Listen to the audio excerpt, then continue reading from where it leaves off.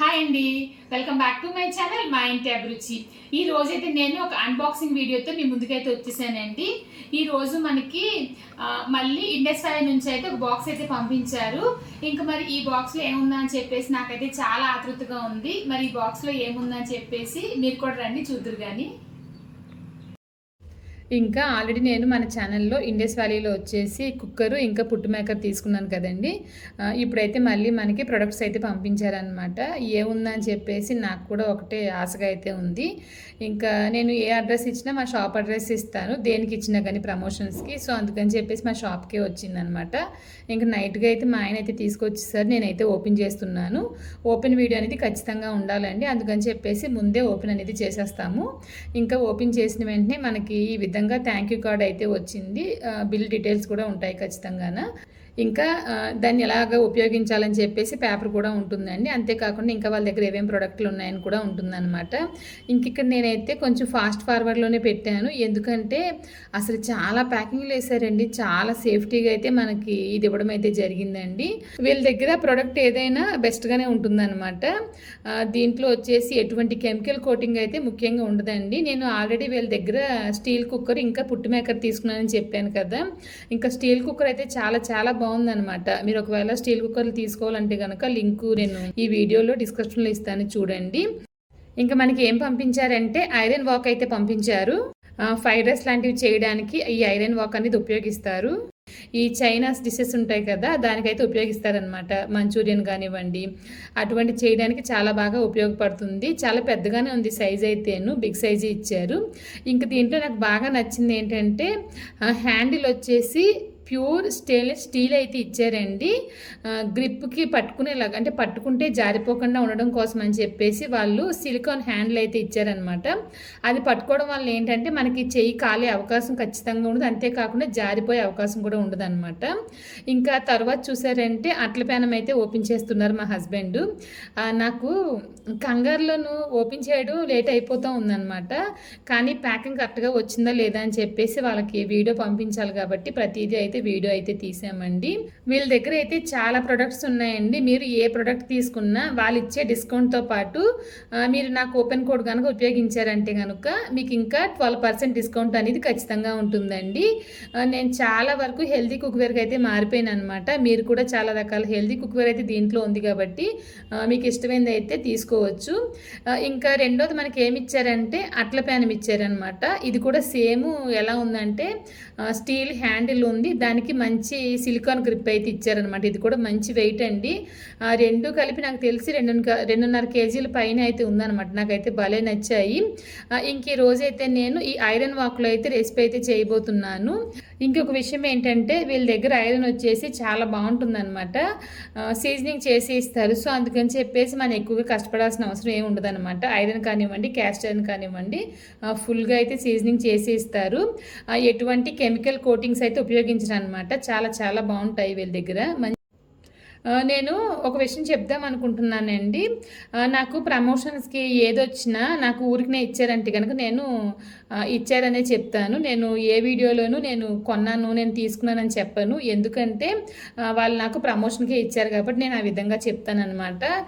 నేను చాలా వీడియోస్లో అయితే చూశానమాట. చాలా లాంగ్వేజ్లో చాలా వీడియోలు చూసినప్పుడు ఏంటంటే మేము తీసుకున్నాం, మేము కొనుక్కున్నాం అని చెప్తారు. నాకైతే పర్సనల్గా ఇష్టం ఉండదన్నమాట. ఎందుకంటే మనల్ని గుర్తించి మనకు పంపిస్తున్నారు కాబట్టి నాకు ఇచ్చారని చెప్పేసి నేను గొప్పగానే చెప్పుకుంటాను. ఇంక ఈ రోజు నేను ఈ ఐరన్ వాక్లో వచ్చేసి రెసిపీ చేయబోతున్నానండి. ఇడ్లీ మంచూరియా అయితే తయారు చేయబోతున్నాను. దానికోసం నేను ఇడ్లీలు అయితే తీసుకున్నాను. మీరు లెఫ్ట్ ఓవర్ ఇడ్లీ కూడా ఉపయోగించవచ్చు. నేనైతే ఫ్రెష్ ఇడ్లీ ఉపయోగిస్తున్నాను. ఒక గిన్నె తీసుకుని దాంట్లో మైదా వేసానండి. తర్వాత దీంట్లో కార్న్ఫ్లోర్ కూడా వేస్తున్నాను. రుచికి తగినంత ఉప్పు వేస్తున్నాను. తర్వాత కొంచెంగా మిరియాల పొడి కూడా వేస్తున్నానండి. వేసిన తర్వాత ఒకసారి బాగా కలపాలి. తర్వాత దీంట్లో సోయా సాస్ వేస్తున్నాను. ఇక్కడ మీరు గమనించాల్సింది ఏంటంటే ఉప్పు చూసి వేసుకోండి, ఎందుకంటే మనం సాసులు వేసి చేస్తాం కాబట్టి సాసెస్లో కూడా ఉప్పు ఉంటుంది కాబట్టి ఎక్కువయ్యే అవకాశం అయితే ఉంటుంది. ఇప్పుడు దీంట్లో తగిన నీళ్లు పోసి జారుడు పిండిలా కలపాలి. మరీ పలచగా కాకుండా మరీ గట్టిగా కాకుండా మనం ఇడ్లీని ముంచినప్పుడు వేసేటప్పుడు ఈజీగా ఉండేలా అయితే కలుపుకోవాలండి. అక్కడక్కడ ఉండలు ఉన్నాయి కాబట్టి ఈ విధంగా నేను కలిపాను. ఇప్పుడు ఇడ్లీలు వచ్చేసి కట్ చేస్తున్నానండి. మన ఇష్టం అనమాట, 4 ముక్కల కింద కట్ చేసుకోవచ్చు. నేనైతే ఈ విధంగా స్ట్రైట్గా అయితే కట్ చేస్తున్నాను.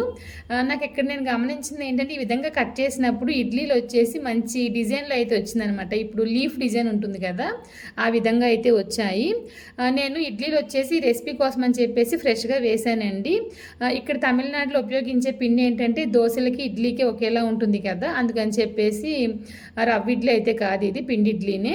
ఇప్పుడు ఈ విధంగా ఉన్న పిండి ఇడ్లీని నేను డిప్ చేయబోతున్నానండి. బ్యాటర్ అయితే రెడీ అయిపోయింది కాబట్టి ఏ విధంగా డిప్ చేయాలని ఒకసారి అయితే ఒకటి ముంచి చూపిస్తున్నాను. ఈ విధంగా మనం ముంచామంటే కనుక ఖచ్చితంగా అయితే కరెక్ట్గా కోట్ అయిపోయింది.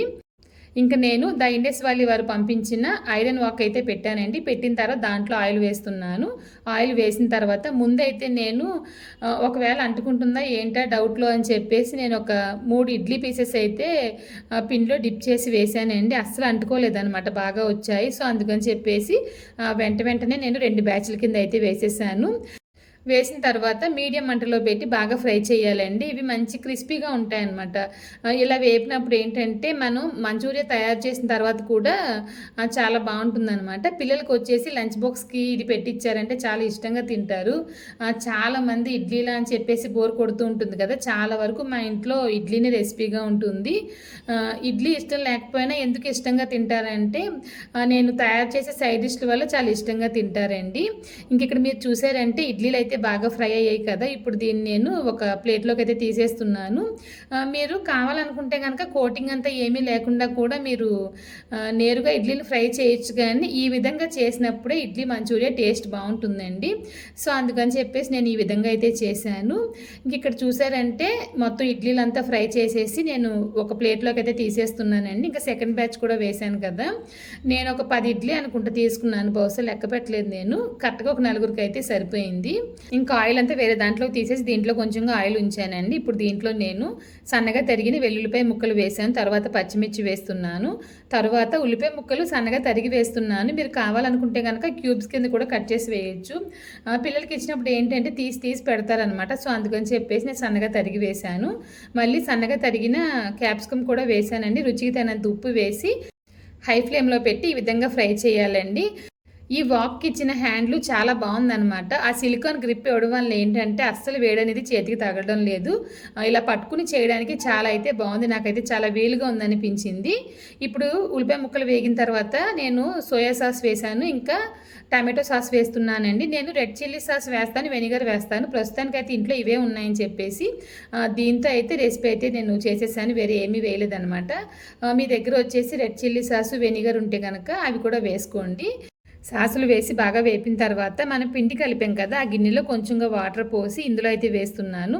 ఇలా చేయడం వల్ల ఏంటంటే మనకి కొంచెం జ్యూసీగా ఈ మంచూరియా అనేది ఉంటుందన్నమాట. చాలామంది కార్న్ఫ్లోర్ మిక్చర్ వేస్తారు కదా, ఆ విధంగా అయితే ఇది ఉంటుంది, మనకి బయట దొరికే విధంగా అయితే ఉంటుందండి.